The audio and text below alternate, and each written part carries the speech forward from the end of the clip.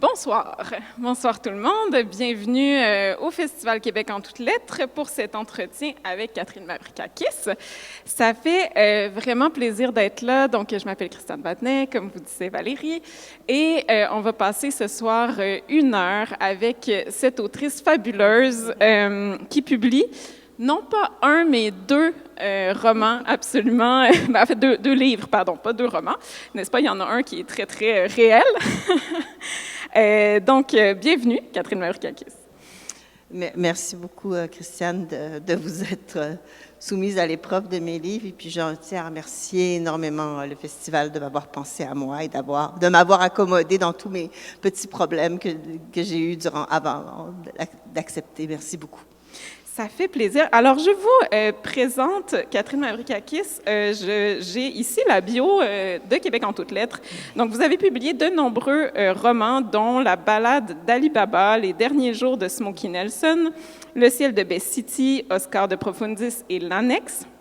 Vous êtes l'autrice d'un oratorio, Omaha Beach, d'un récit sur votre mère, l'absente de tous les bouquets. Vous avez écrit aussi plusieurs essais, parmi lesquels Diamanda Galas, Guerrière et Gorgone et L'éternité en accéléré. Votre œuvre est traduite en plusieurs langues et a été plusieurs fois récompensée, notamment par le prix des collégiens, le prix des libraires et le Grand Prix du livre de Montréal. Donc, c'est vraiment un grand plaisir de vous recevoir aujourd'hui et on est dans vos 2 derniers livres avec des sujets quand même assez difficiles, l'aide médicale à mourir et les élections américaines. Donc, j'ai quand même décidé d'y aller avec la 2e option pour commencer. Je me suis dit que c'était plus facile d'y aller vers ça. Donc, votre tout dernier ouvrage, Sur les routes, alors je vous le montre ici, vient de paraître chez Héliotrope. C'est un essai sur un essai récit de voyage. En tout cas, je ne sais pas dans quel genre littéraire on pourrait le classer entre les deux, sur ce que vous avez vu pendant un voyage, un road trip que vous avez fait aux États-Unis l'été dernier. Donc, c'est vraiment tout frais. Et c'est un livre qui commence avec votre rapport avec La route de Cormac McCarthy, qui est un roman dystopique, post-apocalyptique, qui, dites-vous, vous avez donné l'impression qu'on en avait un peu enfin fini avec le road novel, avec le roman de la route.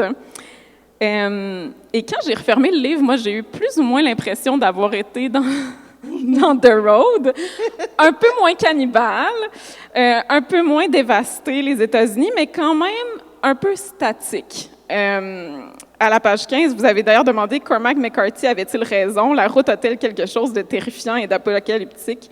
Et j'ai envie de commencer en vous demandant, est-ce que la réponse est oui, au terme de votre voyage? Bon, oui, j'ai quand même eu du plaisir à faire un voyage. On fait un voyage parce qu'on a envie de s'amuser et c'était quand même ça. Mais moi, je suis quelqu'un qui a lu beaucoup de livres de voyage. Et un des premiers romans de voyage que j'ai lu, c'est Steinbeck, John Steinbeck, le grand auteur américain, qui avait écrit Travels with Charlie.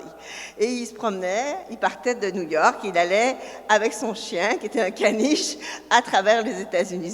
Moi, j'avais trouvé ça très, très, très agréable de lire ce texte. J'avais 15 ans, je me suis dit, oh, on peut se promener, en plus avec son chien, c'est pas banal, etc. Et puis, j'ai lu beaucoup de livres et puis j'ai vu beaucoup de films. Il y a beaucoup de films sur des road trips, comme on dit, des romans de la route. Et le dernier, donc, Cormac McCarthy a l'air de dire, ben non, c'est l'apocalypse, la route, c'est plus la route du progrès, parce qu'avant, il y avait une espèce d'idée, on voyage parce qu'on découvre des choses. Là, lui, ce qu'il nous montre dans ce livre-là, qui a gagné énormément de prix, Cormac McCarthy, qui a fait un film aussi qui est très difficile à voir, c'est la route, c'est fini, on ne sait plus où on va, le monde est court à sa perte. Alors, je me suis demandé, est-ce que c'est bien raisonnable d'avoir un espoir en allant faire un voyage? J'ai essayé de montrer qu'il y avait beaucoup de désespoir aux États-Unis à travers beaucoup de régions, mais j'ai l'impression aussi quand même que j'ai réussi à trouver des joies dans mon voyage, beaucoup de joie, de découverte, et puis aussi eu cette impression que je ne comprenais pas les États-Unis. J'avais l'impression de ne pas tout comprendre et moi, j'aime bien ne pas comprendre. J'ai l'impression que quand je comprends trop vite, c'est que je vais juste tomber sur des clichés. Il y a quelque chose qui m'a résisté dans mon voyage et j'ai encore du temps pour essayer de voir ce que c'est.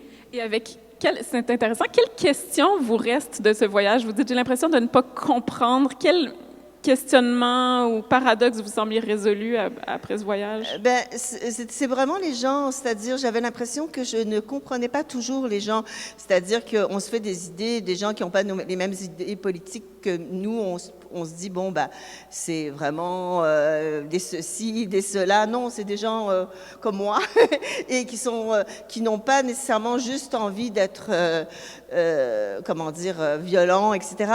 Je trouve qu'il y a un désarroi, il y a aussi beaucoup de volonté de prendre position dans ce débat, alors que parfois les gens ne savent pas ce qu'ils pensent, mais ils se sentent obligés de devoir prendre parti, alors ils seraient plutôt dans des moments de questionnement. Et c'est sûr que des gens qui apportent des réponses toutes faites, c'est très séduisant. Mm-hmm. Et d'ailleurs, il y a un moment dans votre livre qui est très marquant, celui où vous étiez dans un restaurant au moment où Trump a vécu sa tentative d'assassinat. Vous dites comment, justement, le serveur, finalement, ne savait pas trop comment aborder la question. Vous n'étiez pas capable de comprendre quelle était sa posture à lui, s'il était paniqué ou... Bon, est-ce que, justement... ce passage-là, c'est comme, on dirait, une conséquence un peu inévitable de la polarisation des gens. Puis, comment on peut aller à la rencontre d'un pays dans ce contexte-là?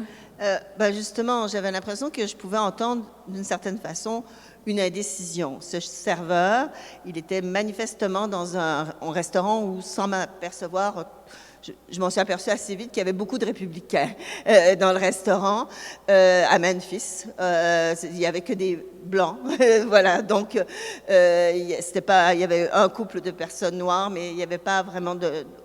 Et ce serveur vient nous parler à nous assis à table, parce qu'il a compris qu'on ne venait pas de là, et il a su qu'on ne venait pas de là. Et il ne sait pas ce qu'il veut nous dire, mais il nous dit que Trump a failli être assassiné en espérant une réponse, mais il ne sait peut-être pas laquelle. Je ne suis pas sûre qu'il sache laquelle, en fait. Mais à ce moment-là, j'ai l'impression qu'il y a une indécision, il y a comme un moment où il se ne voit plus exactement dans les mêmes carcans dans lesquels il est obligé ou qu'il doit tenir.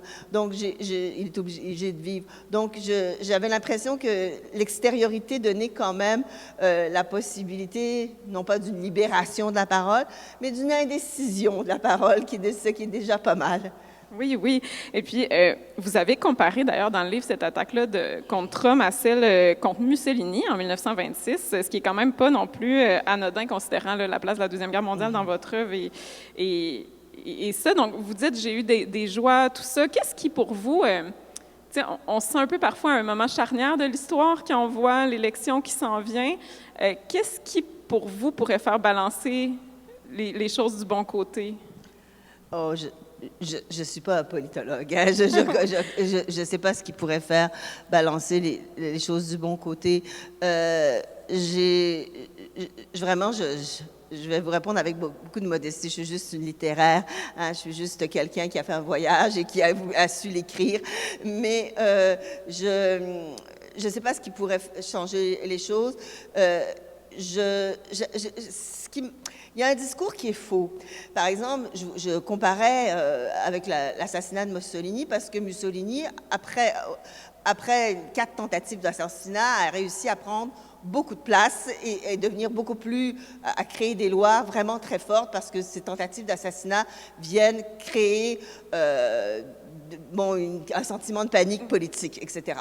Bon, mais ce qui était bizarre, c'est que à la télévision ou dans la rue, on disait « Ah, mais il n'y a jamais... les États-Unis, c'est tellement pas violent, il n'y a jamais de tentative d'assassinat. » Mais non, c'est pas vrai. John F. Kennedy, j'étais à Memphis, c'est là où Martin Luther King est mort. Vous voyez ce que je veux dire? J'avais l'impression qu'on oubliait l'histoire. On était en train de se raconter une histoire, mais non, les États-Unis, c'est un pays où il n'y a pas eu de violence politique. Mais voyons donc, il y en a eu énormément, et ça a été Lincoln, c'est fondateur du pays, la guerre civile, etc. Donc la violence, s'il y a un mythe de non-violence dans ce pays, ou peut-être dans d'autres d'ailleurs, qui doit être quand même réfléchi. Et je pense que bien raconter l'histoire, ça fait partie peut-être de ce qu'on pourrait faire pour mieux comprendre ce qui nous arrive. Mais bien raconter l'histoire, ce n'est pas évident. Hein, il faut d'abord des cours d'histoire. Mais d'ailleurs, il y a un moment du livre qui m'a vraiment marqué où vous critiquez sévèrement le film Oppenheimer, qui a été un grand succès. Pour le public qui ne l'aurait pas vu, c'est un film sur le père de la bombe atomique qui a passé sous silence, bon, beaucoup quand même les conséquences de l'envoi des bombes atomiques au Japon, mais aussi de l'essai qui a mené à cette création-là de la bombe atomique sur des États-Unis et des États-Uniennes près d'Alamogordo, alors j'espère que je le prononce bien, au Nouveau-Mexique. Donc, eux aussi ont subi des radiations qui ont des conséquences sur des générations, si je comprends bien. Est-ce que vous pouvez nous parler un peu de cette histoire-là? Oui, mais c'est que j'avais vu... je vais à Alamogordo parce que c'est une ville qui est assez désolée, mais c'est à côté d'un lieu extraordinaire qui s'appelle White Sand, où il y a un désert de gypse. Et il y a aussi là, il y a eu une base américaine et il y a eu des tests pour des missiles et des tests nucléaires. Et puis, d'un seul coup, en voyant Oppenheimer, je comprends qu'à Alamogordo, c'est le lieu où a eu les essais, les premiers essais, le Trinity Site, c'est là le premier essai de la bombe atomique. Et c'est ça, quand on essaye la bombe atomique, même si c'est pas très loin, même si c'est loin, ça se veut un peu loin, mais on est quand même à 13 km des populations, il y a des effets qui restent. Et ça, on n'en parle pas du tout dans le film, c'est-à-dire qu'on a beaucoup parlé à un moment donné d'Hiroshima, Nagasaki, et puis à un moment donné, Oppenheimer, il se sent un peu coupable de tous ces morts, on sent une culpabilité, mais absolument pas par rapport à ces Américains qui étaient là. Et il y a eu un très beau film aussi qui a été fait là-dessus, où les gens revendiquent le fait qu'ils ont été contaminés sur plusieurs générations. Et ça, on l'oublie beaucoup, c'est-à-dire l'histoire des États-Unis a des grands pans cachés et qui apparaissent petit à petit ou à la faveur de gens très engagés qui sont capables de les révéler. Mais oui, vous en parlez beaucoup dans le livre. Vous parlez de toute cette question de l'avortement aux États-Unis, des personnes sans abri. C'est omniprésent, d'où cette impression finalement d'être un peu dans la route parfois. C'est vrai. Mais vous trouvez quand même sur votre voyage quelques pistes d'espoir. Vous parlez entre autres de Voltairine de Cleyre, qui est née comme vous au Michigan, qui était une anarchiste là, admirée par Emma Goldman, tout ça. Qu'est-ce qui vous a ravi le plus, en fait? Je vais prendre le contre-pied de tout ça. Qu'est-ce qui vous a ravi le plus des États-Unis dans votre voyage? Mais justement, ce que vous dites, c'est vrai, c'est que je ne connaissais pas Voltairine de Cleyre. J'aurais dû, parce que Normand Baillargeon, ici, a fait un livre en rassemblant ses écrits. Mais j'ai appris que Voltairine de Cleyre, qui était une pensée anarchiste très sociale, avait vécu au Michigan, avait été élevée par un père français qui l'avait appelée Voltairine parce que il aimait Voltaire, etc. Il y a des choses qu'on ne connaît pas et qu'on peut découvrir et qui donnent de l'espoir. Et j'ai l'impression que autant il y a des choses horribles qu'on nous cache, mais autant il y a des choses peut-être un peu anodines, peut-être qu'on peut croire insignifiantes, mais qui peuvent donner de l'espoir. Même dans un petit trou du Michigan, on peut être élevé à avoir d'autres idées que celles qui nous sont véhiculées par une certaine idéologie. Donc, c'est ce que j'ai essayé de voir s'il y avait des choses comme ça qui pouvaient persister, ou même si mon regard n'était pas usé, parce que des fois, on a un regard usé dans le monde, surtout quand on voyage, il y a des choses qu'on veut voir, il y a des choses qu'on ne veut pas voir, et est-ce que je peux développer un nouveau regard sur ce qui se présente devant moi. Donc oui, j'ai eu des moments de joie quand j'arrive, ça a l'air fou, mais traverser en voiture de Montréal, même je sais qu'on pollue, hein, je le sais, mais de Montréal et d'arriver au Pacifique, de se dire, mais c'est le même continent, tu arrives au bout, puis d'un seul coup, tu ne peux plus avancer parce que c'est l'eau. Il y a comme quelque chose de... Mais voyons, j'ai eu l'impression de me dire, mais il y a un territoire. J'ai pris la mesure du territoire. C'est pas toujours qu'on prend la mesure du territoire. On pense que le territoire, il nous appartient ou on le domine par les GPS, etc. Mais là, d'un seul coup, il n'y avait rien à faire. J'étais au bout de la route, puis il fallait que je t'en trouve une autre parce qu'autrement, je tombais dans le Pacifique. Vous voyez ce que je veux dire? Il y a quelque chose comme ça que j'ai trouvé enivrant. Mais c'est une évidence. Mais la vivre, c'est autre chose. Mais oui, tout à fait. Puis j'aimerais savoir un peu comment c'est écrit ce livre, parce que si j'ai bien compris, c'est une commande jusqu'à un certain point de vos éditrices chez Héliotrope. Est-ce que vous l'avez vraiment écrit à chaud, sur la route? Est-ce qu'on est vraiment dans un voyage romantique où vous écriviez comme ça? Ou ça s'est fait plutôt après? Non, ça s'est fait quand même. J'avais presque tout fini pendant la route, mais j'écris pas à chaud. J'écris pas le soir même. J'écris... avec quelques jours de décalage, etc., etc. Puis je fais des liens entre les... Il faut que j'ai vécu pas mal de choses parce que je fais des liens entre le sud du Dakota et la Californie. J'essaie de montrer comment les changements climatiques ont transformé la pensée des gens aussi, en les rendant encore plus religieux, parce que c'est Dieu qui s'exprime pour certains dans les changements climatiques. Donc, je l'ai fait en essayant de faire quand même des synthèses et de faire des liens entre des lieux qui étaient improbablement liés dans nos imaginaires, c'est-à-dire il n'y a rien de commun avec le Dakota du Sud et l'Arizona, mais voilà, il y a un discours sur la fin du monde qui me semblait important.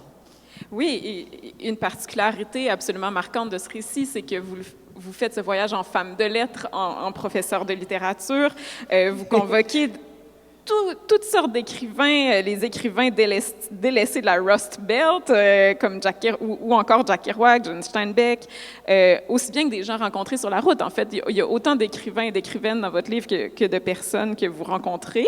J'ai envie de vous poser la question, comment la littérature, finalement, a changé votre imaginaire des États-Unis au fil du temps? Quelle influence ça a eu sur votre regard? Ou est-ce que, justement... Êtes-vous capable d'avoir un regard qui ne soit pas teinté par la littérature, non, ou alors il est toujours... Je pense que je ne suis pas capable d'avoir ce regard-là, mais je pense que il y a eu beaucoup de gens de ma génération, et même peut-être un peu après, mais qui n'étaient pas non plus, qui sont pas capables d'avoir un regard qui n'est pas lié avec la littérature. La route, ça a été lié pour beaucoup avec la littérature de la route, qu'elle soit une littérature haute, comme Steinbeck ou, bon, justement, Cormac McCarthy, mais que ça soit aussi des romans policiers où les gens se font tuer dans les motels, vous voyez ce que je veux dire, ou se font suivre dans les stations-service. Il y a un imaginaire qui est filmique aussi, dans le cinématographique. Donc, je pense qu'il y a tout. C'est difficile de... C'est la même chose avec le GPS. Est-ce qu'on peut arriver dans notre société, on parle de la littérature, mais est-ce qu'on peut arriver à notre société à vivre une expérience qui n'est pas médiatisée par de l'écrit, que ce soit l'écrit littéraire, ou l'écrit qui est le GPS? Parce que même les lieux où on allait, je pouvais les voir d'abord, hein, je peux aller à mon hôtel le soir, puis je peux voir mon hôtel d'abord sur mon téléphone. Je peux voir la station-service d'avance sur mon téléphone. Tu sais, j'ai l'impression qu'il y a, depuis longtemps, disons-le comme ça, depuis une certaine modernité, il y a comme une écriture du monde qui est faite d'avance. Puis, est-ce qu'il y a une expérience qui... puis je dis pour tout le monde, parce que tout le monde a des téléphones. Hein? Est-ce qu'il y a une expérience qui peut être première, qui n'est pas médiatisée? Je me le demande. Alors évidemment, moi, c'est par la littérature, mais mon GPS a été aussi un grand écrivain. C'est lui qui a écrit ma route, parce que c'est lui qui me disait où on allait. Donc, c'est co-construit avec l'intelligence artificielle. C'est la co-création complète. J'aurais dû le remercier. Mais vous avez tellement raison, parce que c'est vrai que j'ai l'impression de connaître le Michigan à travers votre œuvre, à travers celle de Laura Kasichka. J'ai une idée très précise du Michigan, et pourtant, je n'y suis jamais allée, et je suis certaine que je ne pourrais pas voir le Michigan tel qu'il est. Je pense que c'est ça. Je pense que c'est très difficile de... Puis surtout maintenant, parce qu'on a une approche... tu sais, on peut aller dans les musées maintenant, partout dans le monde. On peut aller voir les peintures sans... Bon, et avant, il y avait les livres, mais là, c'est encore plus facile. Mais oui, puis en fait, on est dans une globalisation si importante de la culture que les États-Unis sont partout. Puis d'ailleurs, vous mentionnez dans votre récit que personne ou presque ne connaît le Québec sur votre route, qu'on ne sait pas qu'il y a un territoire francophone en Amérique du Nord. Je sais que vous voyagez beaucoup et depuis longtemps aux États-Unis. Est-ce que c'est nouveau, ça, ou est-ce que ça a toujours été? je ne saurais quoi que vous dire. J'ai un de mes amis, je le dis dans le livre, j'ai un de mes amis qui a écrit un livre que j'aime beaucoup qui s'appelle Le Québec n'existe pas, qui est québécois et qui vit aux États-Unis. Et quand il est à New York, il parle du Québec et personne ne sait où c'est. Mais c'est affreux, là, ce que je dis, mais c'est vrai. Et j'avais l'impression que quand on parlait du Québec le long de la route, oui, c'était une partie du Canada, mais le fait français, le fait qu'on parle français dans un... Quand même, c'est extraordinaire de parler français sur ce territoire nord-américain immense où tout le monde parle anglais. Hein. Il y a eu des gens qui parlent encore cette langue. Je pense qu'il n'y a pas de sensibilité à ça. Ça m'a énormément touchée et comment dire, blessée, parce que je me dis, mais quand même, est-ce que c'est qu'on fait mal notre travail, nous ici, pour en parler? Est-ce qu'il y a vraiment une incommunicabilité? Est-ce que parce que dès qu'on se met à parler en anglais, déjà on a cédé là-bas? Je ne sais pas. Est-ce que ça a toujours été le cas? Ben, peut-être pas. Je vais vous dire, je vais vous rappeler, puisque vous connaissez le Michigan maintenant très bien, je vais vous parler de... Le Michigan imaginaire, je le connais très bien. Au Michigan, quand j'étais jeune, il y avait il y avait des gens qui s'étaient déplacés du Québec et qui vivaient au Michigan, qui avaient immigré. Il y avait toute une communauté francophone au Michigan que je connaissais. Donc, j'avais l'impression qu'il y avait quand même un désir de faire exister encore le fait français. Et beaucoup plus tard, j'ai rencontré un garçon qui est mort depuis, qui était professeur de français à Flint, qui est un Américain, et qui, lui, essayait de trouver justement les racines québécoises dans le Michigan. Donc, je pense qu'il y a des gens qui travaillent là-dessus, comme il y a des gens qui travaillent à Lowell, là d'où vient Jacques Kerouac, pour essayer de trouver les racines francophones de certaines personnes. Il y a quelqu'un de ma famille qui a épousé une fille qui vient du nord des États-Unis et qui a des origines québécoises. Donc, il y a Madonna, sa mère, sa mère vient du Québec et elle vivait au Michigan puisqu'elle est née à Bay-City. Vous voyez ce que je veux dire? Il y a comme ça quelque chose qui se passe, qui s'est passé, mais qui s'est effacé. Puis il y a certaines personnes qui veillent là-dessus, mais pas beaucoup, parce que j'avais l'impression que c'est quelque chose qui... Mais bon, c'était la même chose quand j'étais jeune. Quand je suis allée en 1968, j'avais 7 ans, je suis allée en Louisiane et puis on cherchait des gens qui allaient parler français. Oui. Et puis on n'en a pas trouvé. Pourtant, dans les années 90, j'enseigne à Concordia et puis là, on invite des professeurs qui sont en train d'essayer d'avoir une radio qui marche maintenant en Louisiane. Vous voyez ce que je veux dire? Il y a quand même des poches de résistance. Puis c'est là où vous dites, c'est là où j'ai envie de vous dire, ben il faut être attentif à ces petits lieux de résistance qui peuvent devenir grands et qui peuvent aussi nous donner une autre vision de ce qu'on croit être les États-Unis. Et même la francophonie aussi. Et même la francophonie. Très souvent, très souvent. Justement, bon, on parle de ce livre qui est votre dernier, mais à peu près tous vos livres, ou en tout cas, beaucoup, je ne les ai pas tous lus, mais il y en a énormément qui se passent aux États-Unis.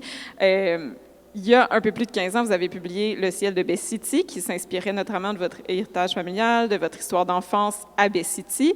Est-ce que ce voyage a modifié votre regard sur ce livre, sur votre enfance, et particulièrement sur ce livre, Le ciel de Bay-City?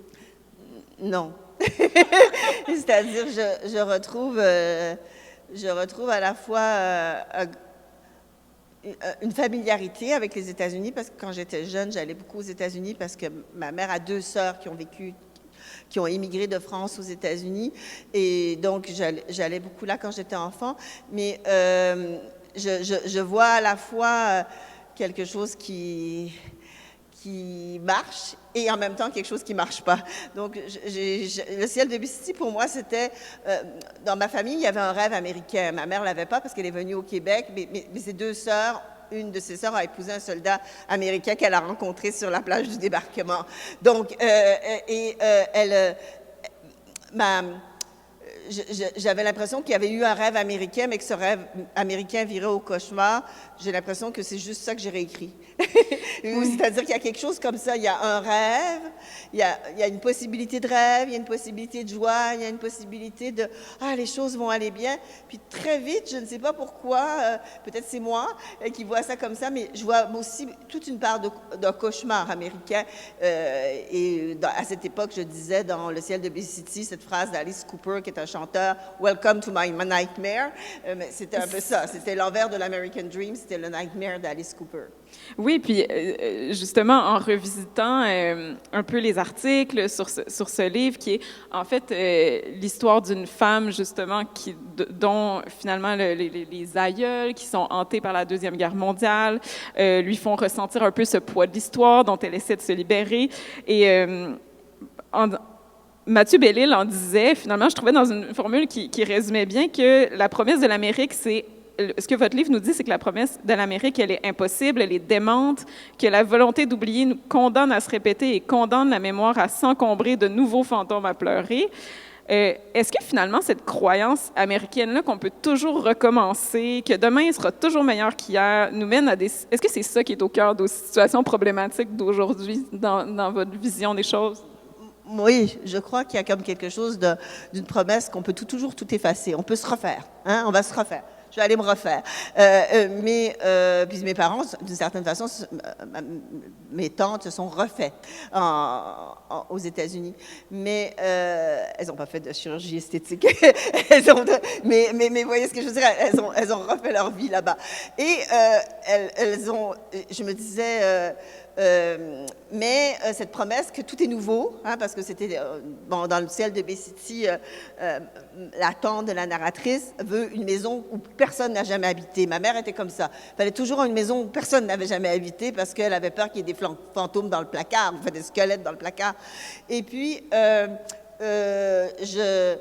en même temps, c'est des gens qui avaient été traumatisés par l'histoire européenne et qui avaient l'impression que l'Amérique du Nord offrait un monde qui n'était pas encore complètement, écrit d'avance. Mais c'est pas vrai. Il y a eu des exterminations en Amérique du Nord. Il y a eu un passé sanglant. Il y a eu des violences. Vous voyez ce que je veux dire? Et l'Amérique, justement, quand j'entendais ces gens qui disaient « Ah, mais nous, il n'y a pas de violence. C'est le premier assassinat politique aux États-Unis. » Non, mais attendez, c'est faux. Donc, vous voyez ce que je veux dire? Cette espèce de mythe qu'il n'y a pas... On est dans du nouveau. Non, on n'est pas dans du nouveau. On est dans une répétition de l'histoire. Et comme dit Marx, quand l'histoire se répète, ça devient un peu de la farce. Il y a quelque chose d'une comédie à ce que l'histoire se répète aussi mal, c'est ça. Oui, de surréaliste aussi. Jusqu'à un certain point, bon, on l'a dit, Le ciel de Bay City, ça nous dit qu'on ne peut pas fuir le passé, que le passé nous rattrape toujours. Mais vous le dites en entrevue, puis vous le dites dans votre livre aussi, vous croyez à la transformation permanente.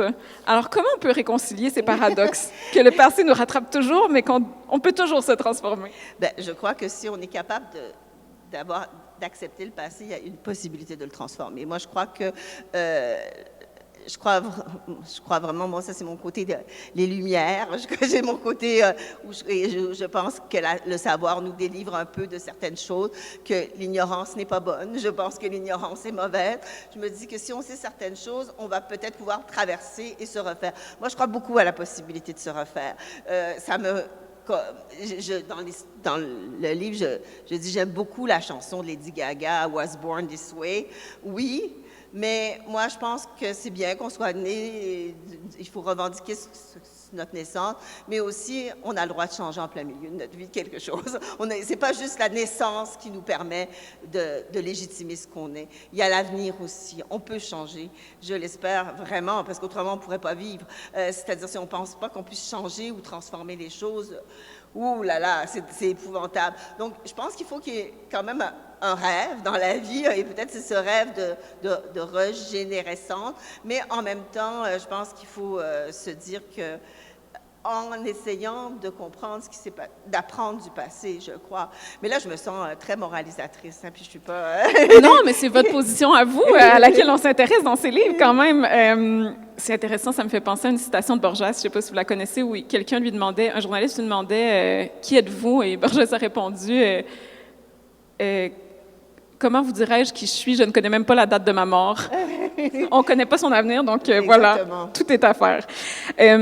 Je change un peu d'angle. Un aspect quand même formel qui est marquant dans le roman, c'est l'apparition de fantômes à un certain point dans le sous-sol de la maison. Vous n'êtes pas du tout associé comme au genre de l'imaginaire en tant qu'écrivaine. Pourtant, vous flirtez souvent avec la dystopie, avec le fantastique. Quel rôle cette littérature-là joue-t-elle dans votre imaginaire ou dans votre vie de lectrice? C'est important pour moi de... J'aime pas le réalisme. Je le dis tout de suite, j'aime pas le réalisme. J'aime pas qu'on décrive seulement ce qui est. Parce que la réalité, pour moi, elle est très multiple. Alors, j'aime un certain type de réalisme, un réalisme magique, diraient les gens d'Amérique du Sud, la littérature d'Amérique du Sud, c'est-à-dire quelque chose qui montre que quand on se parle, vous et moi, on pourrait juste dire, bon, elle avait une robe bleue, elle avait une jupe noire, mais non, c'est pas ça, c'est qu'il y a quelque chose d'autre. Peut-être que ce qui se passe dans notre tête va venir, on est peut-être en train de penser à quelqu'un, Vous voyez, j'aime un réalisme qui a une certaine... qui vient parasiter... Il y a des choses qui viennent parasiter le réel et qui viennent soit du passé, soit de nos pensées passées, soit de nos rêves d'avenir. J'aime ce réalisme qui est parfois... qui demande des fois d'avoir des choses qui viennent le télescoper. Alors, le fantastique est comme ça. Le fantastique, c'est j'ouvre une porte, puis finalement, quand j'ouvre la porte, bien sûr, c'est le passé qui me revient, mais ça va arriver sous la forme d'un fantôme. Mais non, j'aime le fantastique parce que le fantastique, c'est à la fois réaliste, mais en même temps, ça permet une profondeur que le réalisme le plus banal n'arrive pas à donner. Ah, c'est bien, j'aime ça vous entendre chanter. Vous pensez pas que j'allais dire ça? Non, je sais pas. Je trouve que...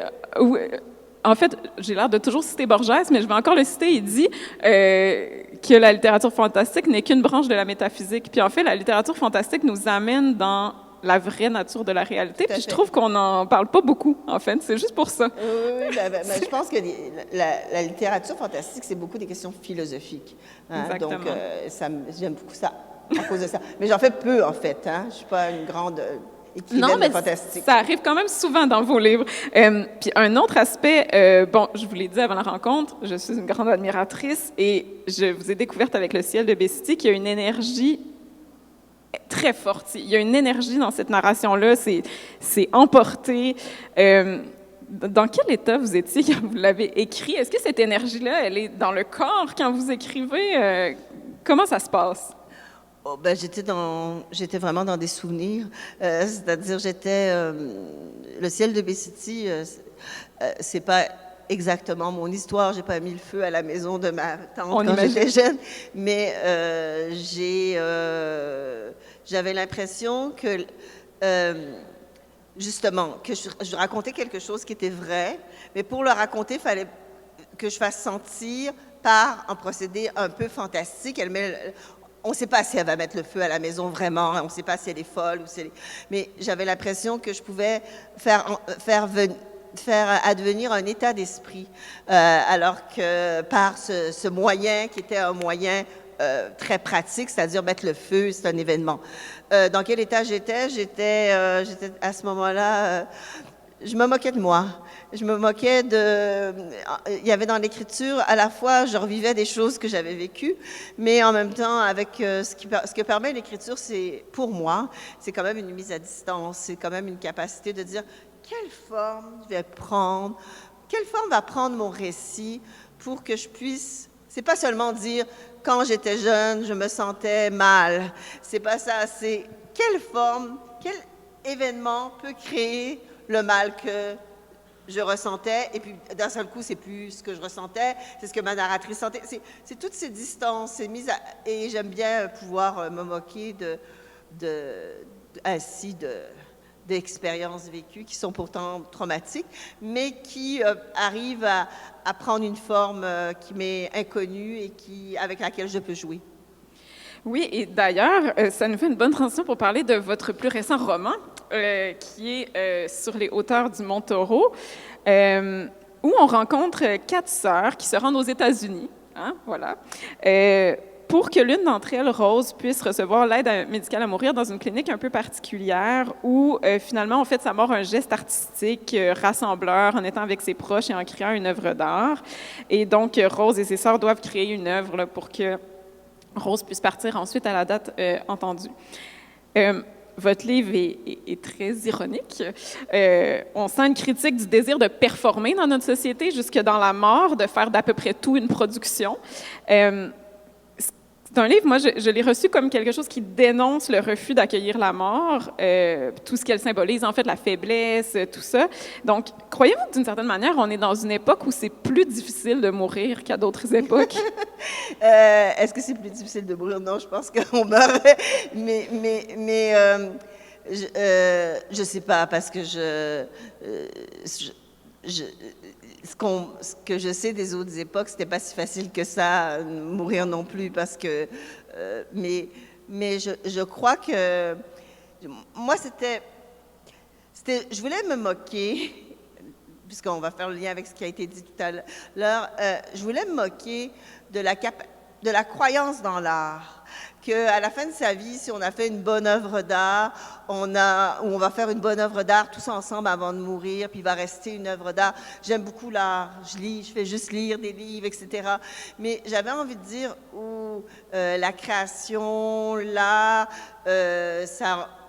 la mort, c'est souvent quelque chose d'autre que quelque chose qu'on peut transcender dans la beauté ou sublimer dans la beauté. C'est cette idée de sublimation de la mort par l'art qui me dérange. Et je vous l'ai dit tout à l'heure, on se parlait en coulisses, il n'y a pas de coulisses ici, mais il y en a en bas. Et je vous disais, j'ai travaillé beaucoup avec des gens qui étaient très malades. J'ai donné des ateliers de création avec des gens qui étaient très malades. Et puis, je voulais vraiment pas arriver en disant, par la création, vous allez aller mieux. Non, vraiment, pas nécessairement. Peut-être, mais faire du tricot, ça aide. Aller prendre une marche, ça aide. Il y a plein de choses qui nous font du bien. Hein, prendre une tisane avec une amie, ça peut nous faire du bien. J'avais un peu peur, parce qu'on travaillait avec des médecins, puis c'était l'université, puis on approchait les gens qui étaient malades sans humilité. C'est-à-dire en se disant, venez, ça va vous faire du bien, c'est un soin. J'avais envie de me moquer de ça. De ce rapport à l'art comme salvateur, non. Il y a quelque chose en moi qui résiste vraiment à ça, et c'est à la promesse comment dire, de sortir de la douleur. La douleur, elle est intacte et il faut l'écouter, et je ne suis pas sûre qu'elle est sublimée par l'art. Des fois, elle est simplement accueillie. C'est-à-dire, il faut simplement se dire, ça va être un espace où je vais écrire, puis je vais pouvoir, je vais déposer ma douleur là, mais elle ne va pas être effacée. Vous voyez ce que je veux dire? On peut juste en être témoin. On ne peut pas juste dire, ça va être bien, tu auras une publication, puis ça va passer. Non, c'est pas ça. Donc, j'avais vraiment envie de me moquer de cette approche que nous avions de ces gens qui étaient excessivement vulnérables. Oui, puis c'est intéressant parce que dans le livre, c'est ça, vous le mentionnez à quelques fois, parce qu'il y a des figures d'artistes, justement, qui font ça, qui vont intervenir. Quand même, cette idée que l'art doit être au service du soin, de façon peut-être un peu moins directe, on l'entend beaucoup dans le milieu artistique aussi, que finalement, le monde ne va pas bien, que la littérature doit quand même réparer. Est-ce que vous êtes critique de cet aspect-là aussi des choses, ou c'est vraiment dans un contexte peut-être plus direct avec les patients et les patientes? Écoutez, moi, la littérature, ça m'a sauvée. OK? Moi, personnellement, la littérature m'a sauvée. Si je n'avais pas lu, je ne sais pas ce que j'aurais fait. Je ne parle pas d'écrire, je parle vraiment de lire. De savoir qu'il y avait des gens qui avaient vécu des choses bien plus dramatiques que moi, puis que ça existait dans les livres et que je pouvais m'y reconnaître, ça m'aidait beaucoup dès que j'étais adolescente. Ou des gens qui avaient vécu des choses joyeuses aussi, c'était un modèle. Mais, donc, pour moi, je n'ai pas envie de dire que la littérature n'est pas un salut, mais elle est utilisée comme un salut parfois par des instances. Parce que je pense que la littérature, elle ne sert pas à grand-chose dans notre société. L'art, ça ne sert pas à grand-chose dans notre société. Je veux dire, tous les jours. Là. On essaie on essaie de racheter l'art en disant à l'université, oh, ben, c'est utile, finalement ça peut servir aux médecins, ça peut servir à l'hôpital comme soin. Ça peut, mais beaucoup de choses peuvent servir. C'est l'utilisation de ça, c'est-à-dire chacun peut avoir une expérience vraiment importante en lisant, en allant voir un film, en faisant de la peinture, j'en sais rien.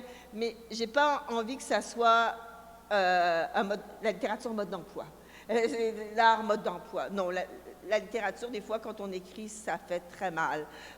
C'est pas juste du bien, c'est pas juste quelque chose qu'on va traverser. Et pour moi, c'est important qu'on le redise. Il y a des limites. Il y a des limites éthiques à essayer de vendre la littérature à tout prix. Voilà. Oui, je comprends très bien. Et justement, je vous écoutais, puis vos textes, abordent souvent des questions traumatiques, des questions difficiles. Est-ce que jusqu'à un certain point, pour vous, les bons livres contiennent toujours une certaine part de violence? Diriez-vous ça? Oui. Moi, je pense qu'un bon livre, c'est un livre qu'on ne comprend pas.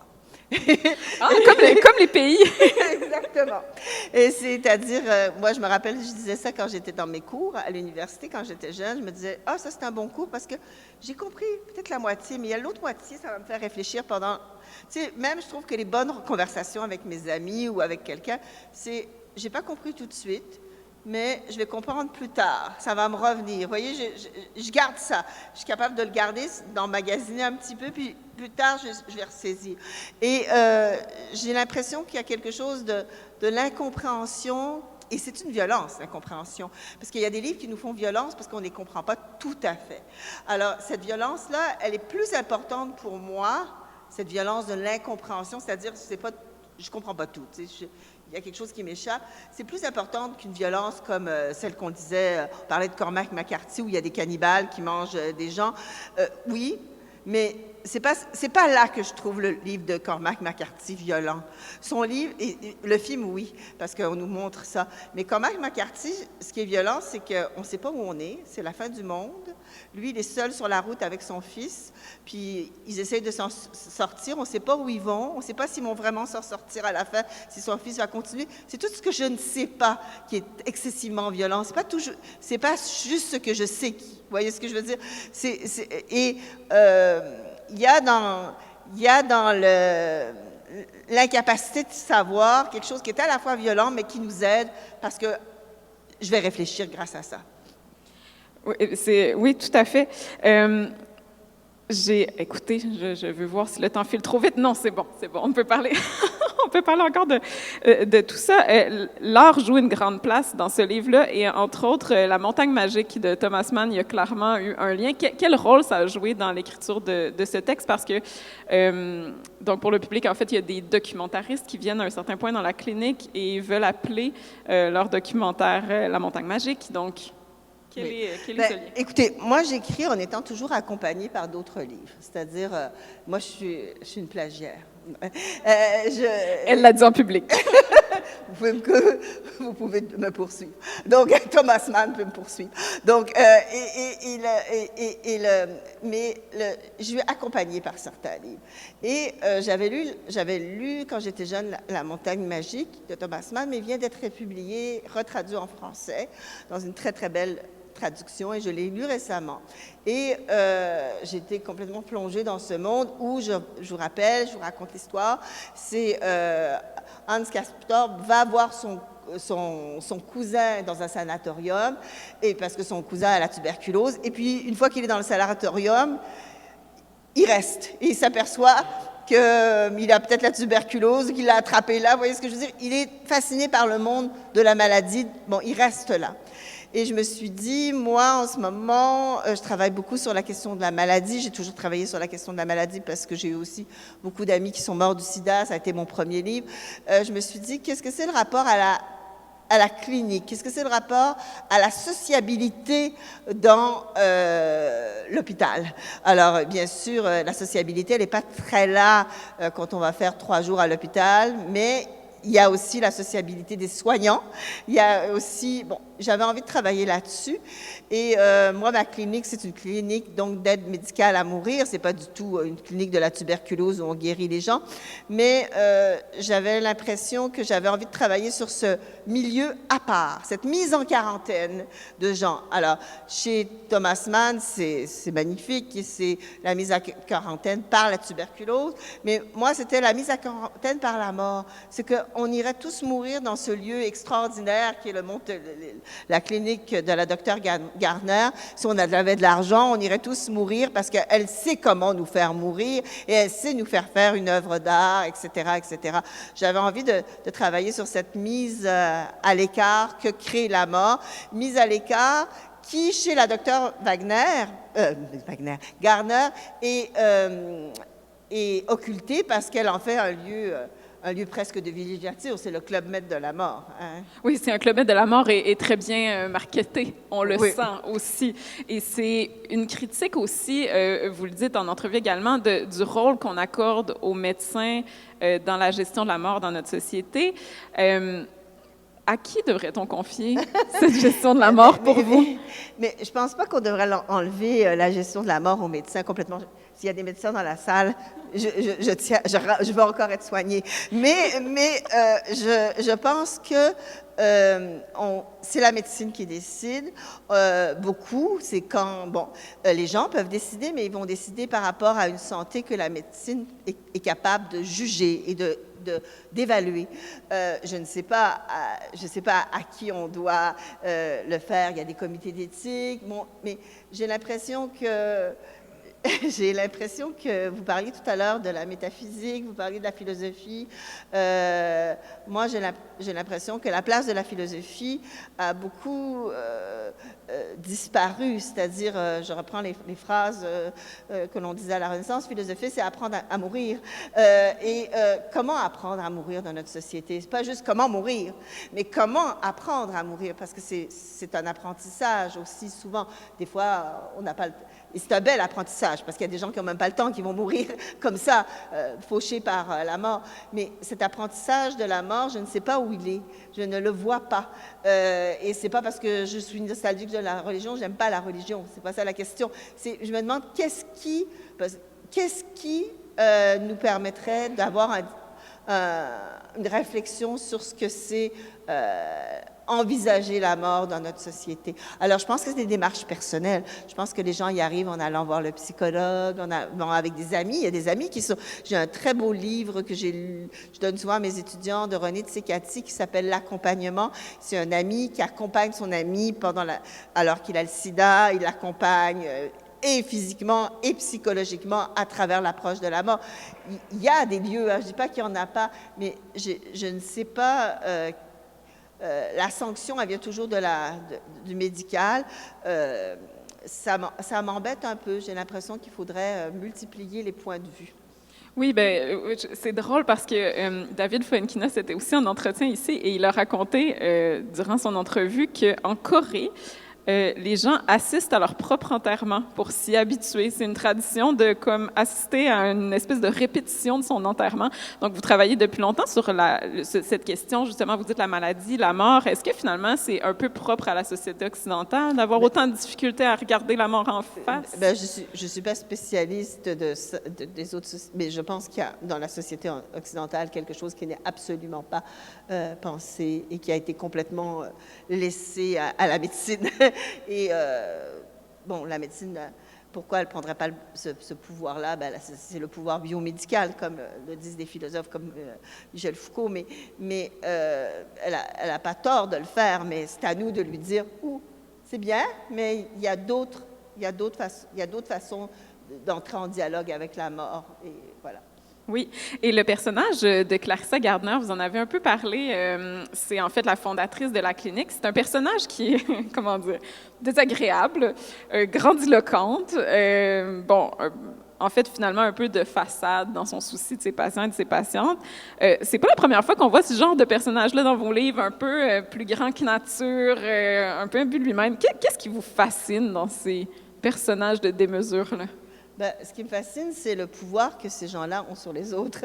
C'est-à-dire que Clarissa Garner, c'est une femme qui a énormément de charisme et donc elle a énormément d'argent aussi parce qu'elle a réussi à avoir de l'argent grâce à sa clinique où les gens payent pour aller mourir. Mais son charisme et sa manipulation me fascinent et m'angoissent. Et ces personnages-là, à la fois, ils sont séduisants, mais à la fois, je trouve que nous sommes mal préparés pour ne pas les idolâtrer. C'est-à-dire, nous cherchons beaucoup des... Moi, j'adore admirer. Moi, je suis une personne, j'adore admirer les gens. Mais en même temps, je me dis, ouh là là, t'es vraiment, ma pauvre, capable d'admirer un peu n'importe qui. Il faut que tu fasses attention. Vous voyez ce que je veux dire? Parce que les exercices d'admiration, c'est important dans la formation. Hein? J'aime tel auteur, j'aime telle personne, j'aime la personne qui a été mon maître ou qui a été mon institutrice et qui m'a tout appris. Vous voyez, c'est important, les grandes figures. Mais en même temps, on le voit bien, Clarissa, elle a un charisme fou, mais on le voit comment elle manipule le langage, surtout, parce que c'est une manipulatrice du langage.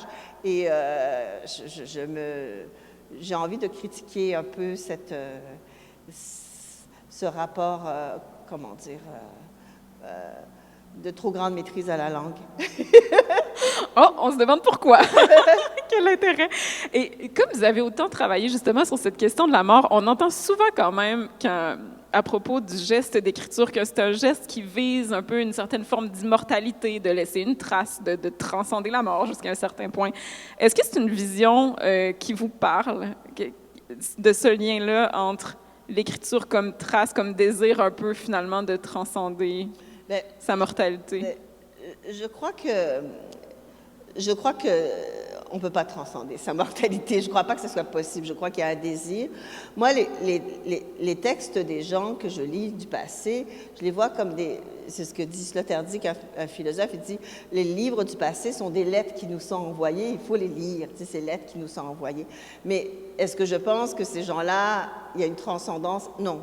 Je crois que la lettre elle-même vaut en soi, mais je ne sais pas si on a réussi à comment dire, Baudelaire a dû se sentir très mortel ou rien du tout au moment de sa mort. Vous voyez ce que je veux dire? Je ne suis pas sûre du tout qu'il y a comme une élévation par la littérature. Par contre, c'est des messages. C'est des messages qui ont été laissés sur nos répondeurs modernes, qui sont les livres. Vous voyez, j'ai l'impression qu'il faut écouter ces messages qui nous viennent du passé, de gens qui ont vécu des choses, parce que l'expérience, on ne peut pas vivre toutes les expériences, mais en lisant, on peut avoir accès à de nombreuses expériences. Mais non, je ne crois pas qu'il y a... Et puis, je pense que c'est complètement mégalomane de croire qu'on peut sortir par la littérature ou par l'art ou par quoi que ce soit de la finitude humaine. Et puis il y a peut-être quelque chose de bien aussi dans la finitude humaine. Il faut être capable de se dire qu'il y a quelque chose de comment dire, bien installé dans le monde. Et je suis pas une personne très aérienne. Voilà. C'est bien dit, c'est beau. J'aimerais qu'on parle un peu de votre processus d'écriture ou de ce qui vous tient à cœur quand vous êtes devant votre table d'écriture. Sur les hauteurs du Mont-Taureau est un roman, comme plusieurs de vos romans, où il y a à la fois une densité philosophique, un très grand souci du style, une histoire. Donc, on joue sur plusieurs tableaux. Quelle est la chose sur laquelle vous ne faites aucun compromis quand vous écrivez, la chose qui vous tient dans ce livre et qui vous... Dans ce livre, c'était les voix. J'ai essayé de trouver des voix narratives, c'est-à-dire quelle était la voix la plus juste pour dire ça. Alors, à chaque fois, je variais les voix, parce que chaque chapitre, c'est une voix différente.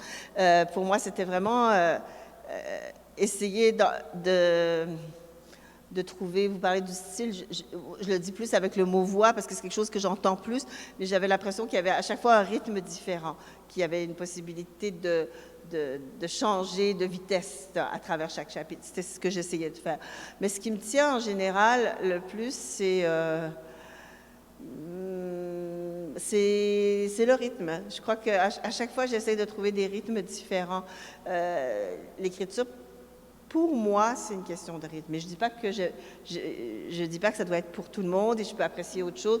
Mais pour moi, c'est vraiment une question d'un rythme. Et les débuts de chapitre ou les débuts de livre sont très, très importants pour moi parce que une fois que je suis dans le bon rythme, ça va. Mais il faut le trouver, ce rythme. Mais oui, mais oui. Et il y a souvent de l'ironie aussi dans ce que vous écrivez, ce qui n'est pas nécessairement une figure, j'imagine, facile à manier, dans le sens où ça joue sur une certaine connaissance que l'autre a de ce dont on parle. Qu'est-ce que vous aimez dans l'ironie? Ce que j'aime dans l'ironie, c'est ce que je ne trouve pas dans les essais, par exemple. Dans les essais, il faut dire, ou ce que je ne trouve pas quand les gens parlent. Quand on parle, il faut dire une chose, puis c'est noir ou c'est blanc. Dans l'ironie, quand je dis à quelqu'un, supposons que je me casse la gueule, là, puis que je tombe, puis vous allez me dire, ah, t'as bien fait, t'es bien tombé. On ne sait pas si vous vous moquez ou si c'est vrai. Vous voyez, il y a quelque chose de la tendresse, puis en même temps, il y a quelque chose qui vient un peu m'érafler. J'aime l'ironie parce que c'est un discours où les choses sont ambiguës. J'aime l'ambiguïté de l'ironie. J'aime l'incapacité de savoir si c'est noir ou blanc, si c'est chaud, si c'est froid, si c'est doux, si c'est méchant. Et ça, pour moi, dans les romans, c'est possible de ne pas savoir ce que pense. C'est même important pour moi de ne pas tout à fait savoir ce que voulait me dire. Genre, on retourne à la compréhension. Je n'ai pas envie qu'on me dise quoi penser. Et donc, je ne veux pas savoir ce que pense l'auteur. Ce que je veux savoir, c'est qu'il me mette dans un dilemme, qu'il ou elle me mette dans un dilemme. Et l'ironie me met dans un dilemme. Ah, tu es en train de me dire quelque chose? Est-ce que tu te fous de ma gueule ou tu es en train d'être gentil avec moi? Et je ne sais pas. Et moi, j'aime ces discours-là parce que, peut-être pas dans la vie, ça m'a stabilisé. Vous comprenez, dans la vie, j'aime ça qu'on m'aime. Mais dans un livre, j'aime bien que je ne sais pas ce qu'elle a voulu dire tout à fait. Bon, est-ce qu'elle aime son personnage ou elle l'aime pas? On ne sait pas. Vous voyez, c'est ça. Mais est-ce que pour vous-même, c'est clair? Vous êtes dans une forme d'ambiguïté par rapport à vos personnages? Et c'est pour ça, vous savez, on revient au personnage de Lee, le serveur à Memphis.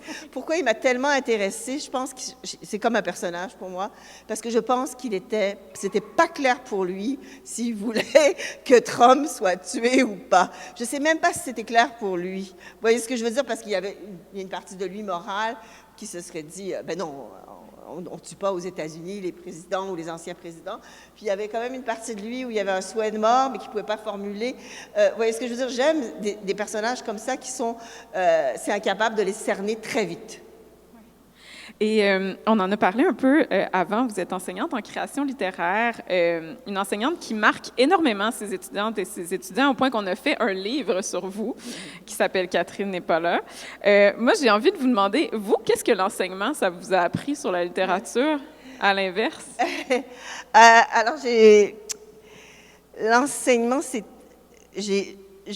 bon, d'abord, j'étais pas contente qu'ils aient fait le livre, hein, je le dis en passant, parce que, mais je les remercie, mais j'étais pas contente. Mais l'enseignement, c'est difficile, parce que je le disais l'autre jour en classe, enseigner, c'est le contraire d'écrire. Enseigner, c'est toujours être clair.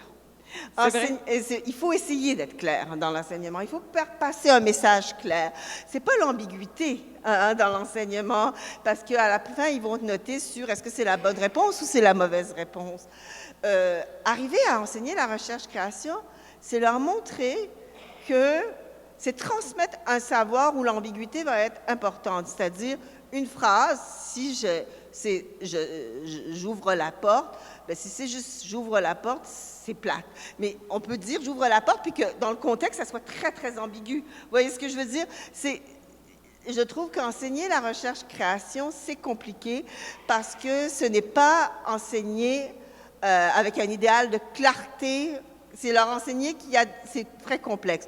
Alors, je sais que des fois, on fait ça aussi en littérature, en philosophie, bon, etc., etc. Mais je trouve que l'enseignement m'a appris que j'aime mieux écrire. Ça vous a ramené à l'essentiel! Et pourtant, Pourtant, ça fait 40 ans que j'enseigne, mais j'ai l'impression qu'il y a une complexité. Je leur disais l'autre jour, oh, mon Dieu, je vous parle de ça, puis ça devient, je leur parlais de Proust, puis je leur dis, oh, ça devient tellement, mon Proust devient tellement plate, comparativement à Proust, que je devrais me taire puis vous lire. Vous voyez ce que je veux dire? Et voilà. Et donc, j'ai l'impression que je dois, après des milliers d'années d'enseignement, je dois retourner au silence et au livre. Aïe, aïe, aïe! Oui, j'en suis déconcertée.